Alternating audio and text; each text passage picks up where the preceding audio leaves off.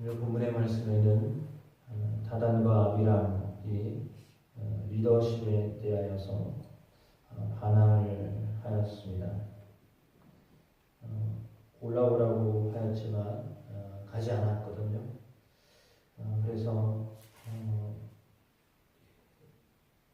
15절에 보니까 모세가 몹시 화가 났다 이렇게 언급하고 있습니다. 그리고 여호와께 아뢰었습니다. 그들의 제사를 받지 마십시오. 저는 그들에게서 나귀 하나 받은 것이 없고 그들 가운데 어느 누구에게도 잘못한 것이 없습니다. 그리고 고라에게 이렇게 이야기했습니다. 너와 내 무리들이 내일 여호와 앞에 서게 될 것이다. 너와 그들과 아론이 함께 말이다. 그리고 그 안에 이제 향을 넣게 하였습니다. 250명이 여호와 앞에 그것을 드려라. 아론도 또 모세도 각기 자신의 향로를 드려라 이렇게 말했는데요. 물론 모세가 아니라 고라와 아론도 각기 자신의 향로를 드려라라고 하였습니다. 그리하여 모든 사람들이 다 자기의 향로를 가지고 회막 입구에 섰습니다. 회막 입구에 섰는데 19절 말씀을 보니까 고라가 회막 입구에서 그들 반대쪽에 무리를 모으고 자기 무리를 모으자 여호와의 영광이 온 회중에게 나타났습니다. 여호와의 영광이 나타났는데 그들이 모였을 때 여호와의 영광이 나타났습니다. 모이자마자 하나님의 영광이 임하였는데요. 그 영광은 여호와께서 모세에게 말씀하셨습니다. 여호와의 영광이 임하고 말씀이 임했다라고 했거든요. 그러니까 여호와의 영광과 하나님의 말씀은 상당히 깊은 관련이 있습니다. 하나님의 말씀이 있다라고 하는 것은 여호와의 영광이 임하였다라고 하는 것과 같습니다. 여러분의 하나님의 말씀이 주어졌다라고 하는 것은요, 여호와의 영광이 우리와 함께한다라고 하는 것과 똑같습니다. 그러니까 여호와의 영광이 임하였는데 모세에게 하나님이 말씀하셨습니다. 우리말 성경에 이렇게 기록되어 있습니다. 너희 둘은 이 회중에게서 떨어지라. 내가 그들을 단번에 없애버릴 것이다. 내가 그들을 단번에 없애버릴 것이다. 그러나 모세와 아론이 얼굴을 땅에 대고 엎드려 말했습니다. 하나님이여, 모든 육체의 영들의 하나님이여, 오직 한 사람만이 죄를 지었는데 온 회중에게 진노를 하십니까? 라고 하였습니다. 그러니까 모세는 늘 하나님 앞에 기도할 때 이스라엘 백성들이 잘못한 것에 대해서 하나님 앞에 늘 용서의 기도를 드립니다. 물론 이렇게 해야 하는 것이 지도자가 드려야 하는 기도이죠. 지도자는 저들이 잘못했으니, 물론 오늘 본문에도 나와 있듯이 이제 그들의 잘못이죠. 고라와 고라의 따랐던 무리들이 잘못한 것에 대해서는 하나님 저들의 제사를 받지 마십시오. 그 뭐냐면 저들과 대면하지 마십시오 라고 하는 말입니다. 저들을 가까이 하지 마십시오. 이런 말입니다. 저들이 드리는 예물을 거들떠보지도 마십시오. 그런 이야기이죠. 더 나아가 그들을 받아주지 마십시오. 인정하지 마십시오. 존중하지 마십시오. 라고 하는 말입니다. 하도 화가 나서 제사도 받지 마십시오. 라고 했습니다. 저들을 존중하지도 마십시오. 대면하지도 마십시오. 향하여 보지도 마십시오. 이 말입니다. 이렇게까지 했습니다. 그리고 나서 이제 고라에게 이야기하였고 향료를 가져오고 드려라 라고 말했고 그들이 다 모였고, 그런데 그때 하나님의 말씀이 모세에게 임하였고 단번에 저들을 없애버리겠다 라고 하나님이 그렇게 말씀하셨습니다.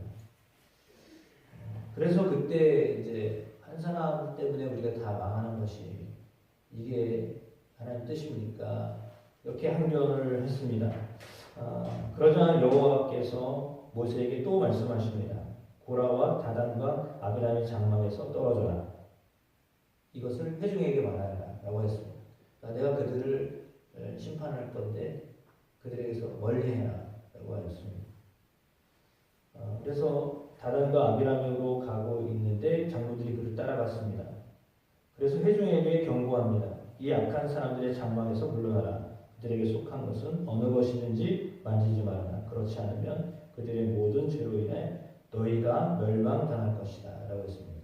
그들의 죄 때문에 너희도 멸망을 당할 것이다 라고 그렇게 경고했습니다. 그러자 그들이 고라와 다단과 아비람의 장막에서 물러났습니다. 다단과 아비람이 밖으로 나왔습니다. 아내들도 자식들도 아이들도 장막 입구에 섰습니다. 그때 모세가 그들에게 말을 했습니다. 여호와께서 이 모든 일을 위해 나를 보내신 것이지 내가 스스로 임의로 하는 것이 아니다. 이것을 너희가 알게 될 것이다 라고 했습니다. 만약에 이 사람들이 보통 사람들처럼 죽고 보통 사람들이 겪는 일을 겪게 된다면 여호와께서 나를 보내신 것이 아니다. 그러나 만약 여호와께서 전혀 색다른 일을 하셔서 새 일을 하셔서 땅이 입을 열어 그들과 그들에게 속한 모든 것을 삼키고 그들이 산채로 음부로 내려가게 된다면 이 사람들이 여호와를 멸시했음을 너희가 알게 될 것이다. 엄청난 이야기를 하였습니다. 산채로 죽임을 당하게 될 것이다. 땅이 입을 열고 음부로 내려가게 될 것이다. 그들이 여호와를 멸시했음을 알게 될 것이다 라고 했습니다. 이 말이 떨어지자마자 땅이 갈라졌고 입이 열렸고 식구들과 고라에 속한 모든 사람들 소유가 다 삼켜졌습니다. 그들은 이렇게 회중 가운데서 멸망을 당하였습니다. 회중을 어떻게 이렇게 막 회중 가운데 그들을 선동해서 다시금 이렇게 돌아가든지 아니면 모세와 아론을 끌어내리려고 했었는데 오히려 그들은 회중이 보는 가운데서 멸망을 당하였습니다. 그들의 부르짖음을 듣고 주변에 있는 사람들이 도망을 쳤습니다. 땅이 우리마저 삼킬지 모른다. 이렇게까지 하였습니다. 그리고는 한편으로는 여호와로부터 불이 나와서 향로를 드렸던 250명을 불태워 죽였다. 불태웠다라는 말이에요.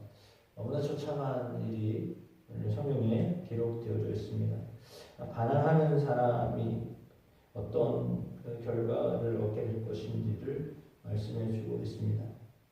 물론 오늘 본문은 불만을 품고 모세에게 항명하고 어쩌면 구테타를 일으키려고 했었던 사람의 모습입니다. 그래서 그들을 향하여서 모세는 무능한 사람이고 이런 쪽으로 몰고 가려고 했었지만 오히려 그들이 잘못되어졌다라고 하는 것을 하나님이 보여주셨습니다.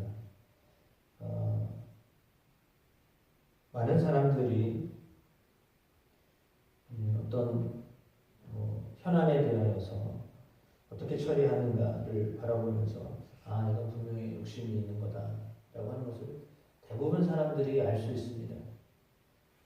그렇게 알 수 있는데 오늘 모세의 경우는 특별히 자신의 어떤 사실 때문에 이러한 것으로 보여지지 않았는데 그럼에도 불구하고 사람들은 모세를 향하여서 그렇게 이야기를 했습니다.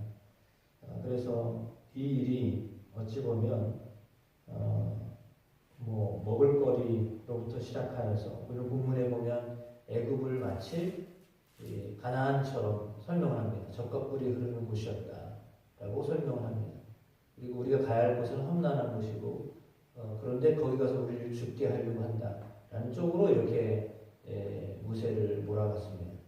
그러면 사실은 모세가 이끌고자 했던 것이 아니라 모세도 사실은 억지로라는 표현을 써야 될지 모르겠지만 모세도 원하여서 이 일을 한 게 아니라 하나님이 그를 부르셔서 이 일을 하게 된 건데 마치 모세가 자기가 왕이 되고 우리를 부려먹으려고 이렇게 한다라는 식으로 모세를 이렇게 잘못 판단을 하였기 때문에 모세가 상당히 화를 낸 상황이기도 하고 하나님이 그것에 대해서 그들의 불평과 원망과 이 일들이 잘못되어졌다라고 하는 것을 땅이 갈라져 그들을 심판하시고 불이 나서 그들을 심판하시는 모습을 오늘 성경에 기록하고 있습니다. 어찌 보면 다른 직임을 가지고 있는 사람이 있습니다. 서로가 다른 직임을 가지고 사명을 가지고 삽니다. 어떻게 보면 어떤 사람은 좀 편해 보이는 일을 하는 사람일 수도 있습니다. 그런지 그 사람이 그렇게 보이기도 하죠. 또 어떤 사람은 상당히 굳은 일만 하는 것처럼 보여질 수도 있습니다. 그런데 오늘 본문에 나와 있는 사람들의 모습은 모세를 이제 끌어내리려고 하였던 것으로 보여집니다. 물론 그들의 삶을 우리가 다 성경에 기록되지 않아서 알 수 없지만 오히려 그들은 모세를 끌어내리려고 하였다라고 하는 것을 보면 그 자리가 탐이 났던 것 같습니다. 그러니까 왕이 되려고 한다라고 하는 말을 모세는 한 번도 써본 적이 없는데 그 말을 한 거 보면 그들이 그 자리가 그렇게 탐났던 것 같습니다. 그래서 그 자리에 오르고 싶었던 것이죠. 그런데 오늘 성경을 보면 그들은 땅 속으로 들어갔습니다. 수월에 들어갔습니다. 그러니까 올라가고자 했지만 실제로 땅에 입을 열어서 그 땅 속으로 들어갔습니다. 수월에 내려갔습니다. 완전히 반대의 어떤 모습을 하나님이 그들에게 보여주시고 이스라엘 백성들에게 앞으로 함부로 하면 안 되겠구나라고 하는 교훈을 주셨습니다. 따라서 우리가 하나님의 영광이 임하는데 그 하나님의 영광이 임하였을 때 그 하나님의 영광은 믿는 사람에게 하나님의 영광이 임하는데요. 그 마음에 교만한 자에게는 영광이 임하지 않습니다. 오히려 그 영광이 이제 믿지 않는 사람에게는 이렇게 심판으로 다가갑니다. 그러나 믿는 사람에게는 하나님이 말씀으로 다가갑니다. 그러니까 말씀으로 오든지 아니면 심판으로 오든지 하나님의 영광이 그렇게 오는데 오늘 우리의 마음에는 하나님의 영광이 말씀으로 임하기를 원합니다. 주의 말씀으로 우리 가운데 임하고 그 말씀으로 인하여서 더 하나님께 겸손한 마음으로 살아가는 그런 기쁨이 감사가 우리 가운데 있게 되기를 간절히 소망합니다. 겸손히 하나님의 뜻을 따르고 주님께 영광이 임하는 그곳에 주님께 영광을 돌리는 귀한 일들이 있게 되어지기를 축복합니다. 하나님이 우리 가운데 영광으로 임하셔서 심판하시는 것이 아니라 그 하나님의 영광으로 인하여 하나님 앞에 영광을 돌리는 삶이 우리의 삶이 되어지기를 소망합니다. 그래서 그 모세와 같이 엎드려 하나님 앞에 구하는 그런 모습, 22절의 모습이죠. 그 두 사람이 엎드려 이르되 하나님이여 모든 육체의 생명의 하나님이여 한 사람이 범죄하였거늘 온 회중에게 진노하시나이까. 이 자세가 우리의 자세입니다. 이렇게 우리를 보십시오. 우리를 긍휼히 여겨주십시오. 라고 하는 기도, 그 기도를 드릴 수 있는 저와 여러분이 되게 하심을 믿습니다. 그래서 중보자로 하나님 앞에 서고 하나님의 심판을 연기시키고 그들을 설득하고 그렇게 할 수 있는 은혜가 저와 여러분 안에 늘 있게 되시기를 축복하며 불평과 원망보다 뻔뻔함보다 감사와 겸손함이 우리를 주장하게 되기를 주의 이름으로 축복합니다. 계속해서 강한 바람이 불고 이것으로 인해서 경북 지역에 화재가 계속 일어나고 그렇습니다. 곳곳에서 건조하기 때문에 어려움을 당하고 있는 우리나라의 모습을 보면서 물론 자연도 건조하지만 사람의 마음도 상당히 건조한 상황인 것 같습니다. 이럴 때에 정말 하나님의 은혜가 흘러가도록 위해서 기도해 주시기를 부탁드립니다.